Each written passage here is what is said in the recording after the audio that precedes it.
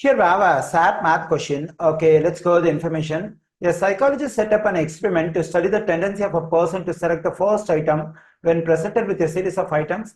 In the experiment, 300 people were presented with a set of 5 pictures arranged in random order. Each person was asked to choose the most appealing picture. Of the first 150 participants, 36 chose the first picture in the set. Among the remaining 150 participants, P people chose the first picture in the set.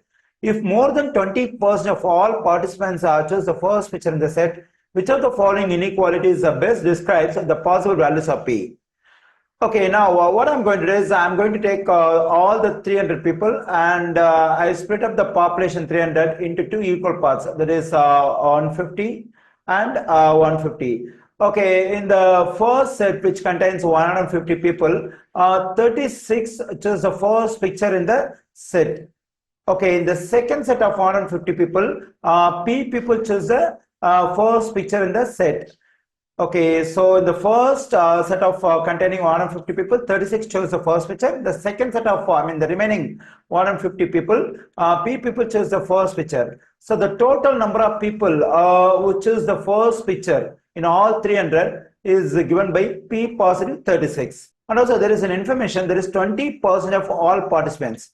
Okay, let's write this over here. That is 20% of all participants means that's nothing but 300. So 20% of 300. So it can be written as like, let's convert this 20% decimal. Then I'll be getting 0.20. Whenever we have the word of in English, in mathematics, it can be converted to multiplication. So 0.20 times 300. So for this statement, 20% of all participants, we can use 0.20 times 300. Okay, so here this expression P positive 36 represents the total number of people who chose first picture in all 300. And the 0.20 times 300 over here represents 20% of all participants. Okay, according to the information we have in the question, the number of people who chose the first picture is more than 20% of all participants. So the number of people who chose the first picture in the set, that is P positive 36, has to be more than 20% of all the participants, that is 0.20 times 300. Okay, so we find this inequality in option D over here. And also there is another inequality for P, that is P has to be less than or equal to 150. So here what does P represent?